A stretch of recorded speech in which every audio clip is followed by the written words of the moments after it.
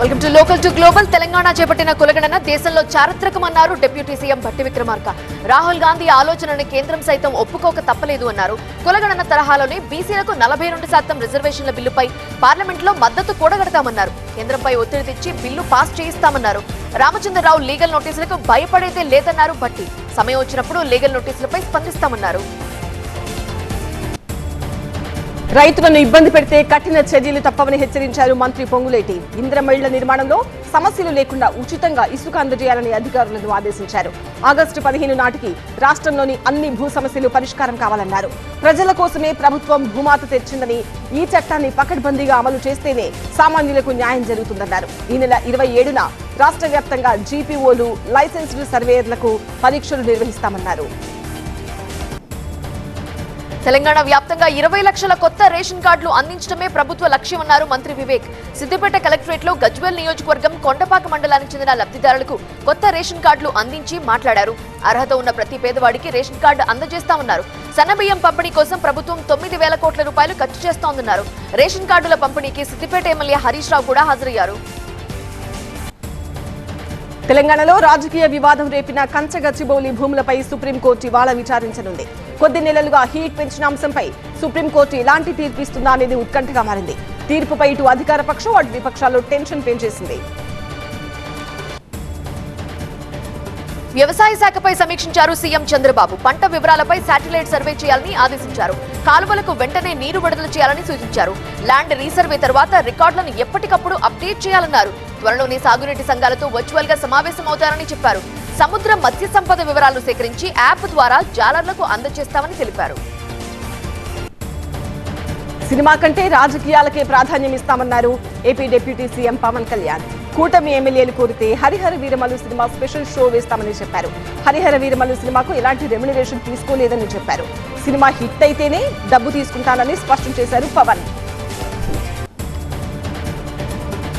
మాజీ మంత్రి రోజా సహా వైసీపీ నేతలకు మతి భ్రమించిందన్నారు ఏపీ మంత్రి అనగాని సత్యప్రసాద్. చరిత్రహీనుల గురించి మాట్లాడి తమ స్థాయి దిగజార్చుకోను అన్నారు. ప్రజాహితం కోరితే జగన్ అసెంబ్లీకి ఎందుకు రావటం లేదన్నారు. సీఎంగా ఉన్నప్పుడు ప్రజల్లోకి వెళ్లని జగన్ ఇప్పుడు అల్లర్లు సృష్టించడానికి ప్రయత్నిస్తున్నారని ఆరోపించారు. వై నాట్ 175 అంటూ ఎన్నికల్లోకి వచ్చిన ఆయన 11 సీట్లకే పడిపోయారని అన్నారు. మరో 100 ఏళ్ల తర్వాత కూడా వైసీపీని జనం నమ్మబోరు అన్నారు అనగాని. ఏపీలో గాలిగాళ్లు పెరిగారన్న మాజీ మంత్రి రోజా వ్యాఖ్యలపై ఫైర్ అయ్యారు చీరాల ఎమ్మెల్యే కొండయ్య. బాధ్యత గల వ్యక్తిగా, మాజీ మంత్రిగా ఆమె వ్యాఖ్యలు సరికాదన్నారు.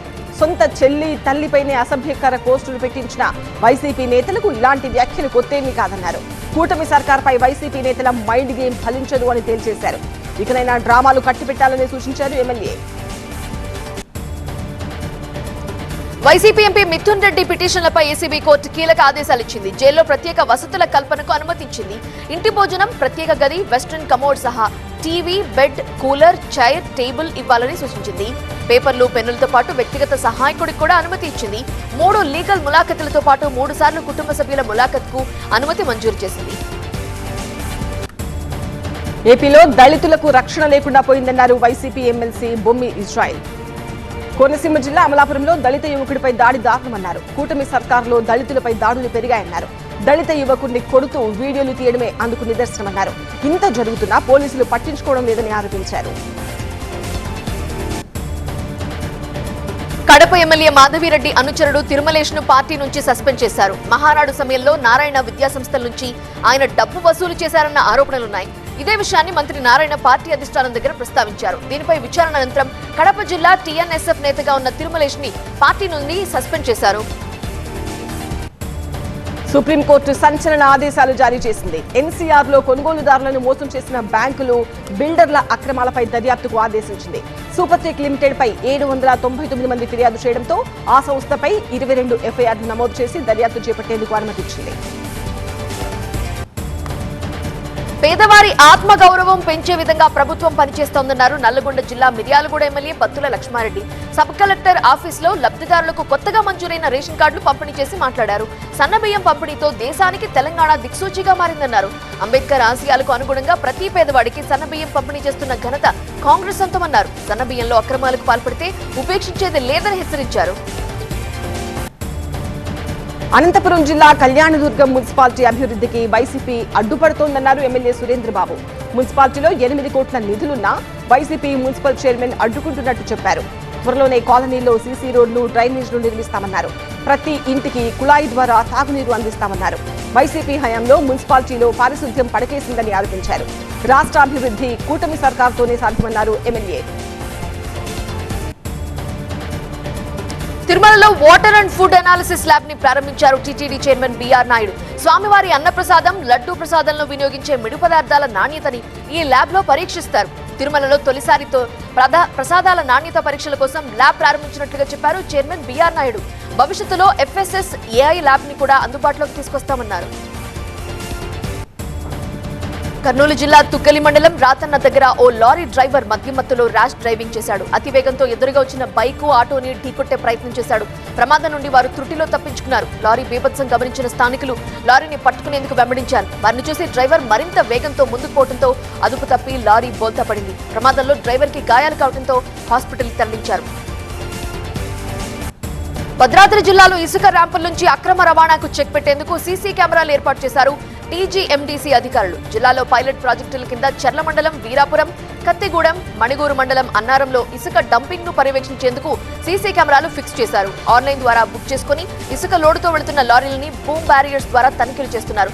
ఇకపై జిల్లాలో అన్ని ఇసుక ర్యాంపుల్లో కెమెరాలు ఏర్పాటు చేస్తామని చెబుతున్నారు అధికారులు.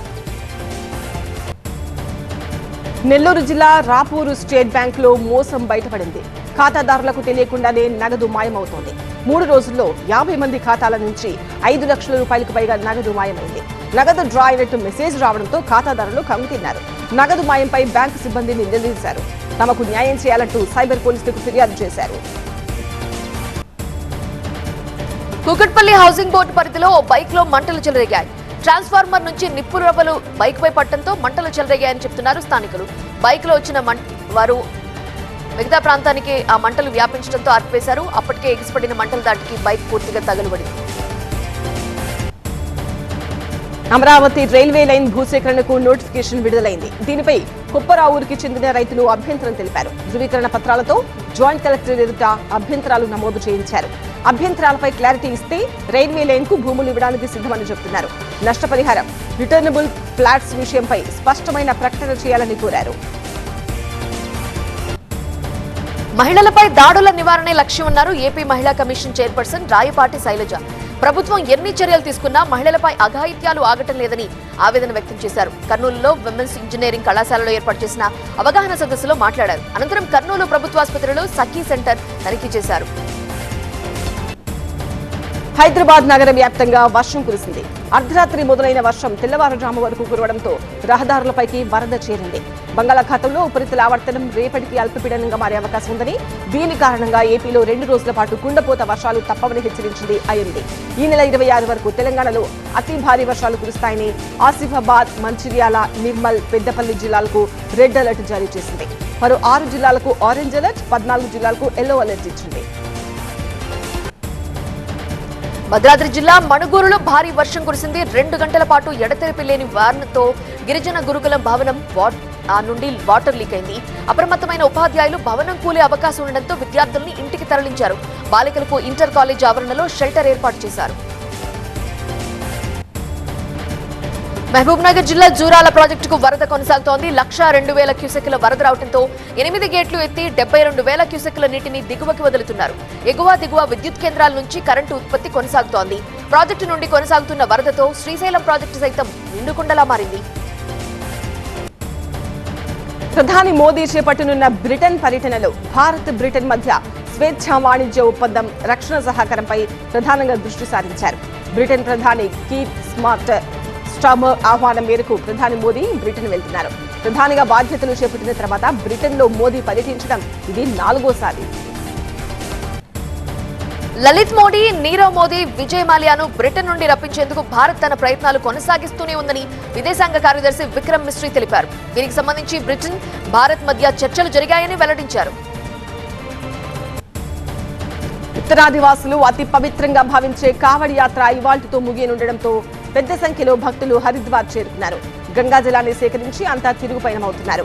ఇవాల్టి రోజును ఉత్తరాదివాసులు శ్రావణ శివరాత్రిగా జరుపుకుంటారు. ప్రైవేటీకరణను వ్యతిరేకిస్తూ యూపీలో విద్యుత్ కార్మికులు నిరసన ప్రదర్శన చేపట్టారు. రాష్ట్ర ప్రజల ప్రయోజనాలను దృష్టిలో పెట్టుకుని ప్రభుత్వం ప్రైవేటీకరణ నిర్ణయం తీసుకుందని యూపీ విద్యుత్ శాఖ మంత్రి తెలిపారు. ఆందోళన చేపడుతున్న కార్మికులతో మాట్లాడేందుకు తాను వేచి ఉన్నా వాళ్లు రాలేదని ఆయన వెల్లడించారు. విద్యార్థి సంఘాలకు ఎన్నికలు నిర్వహించాలని డిమాండ్ చేస్తూ రాజస్థాన్ జోధ్పూర్లో ఎన్ఎస్యుఐ కార్యకర్తలు వినూత్న ప్రదర్శన చేపట్టారు.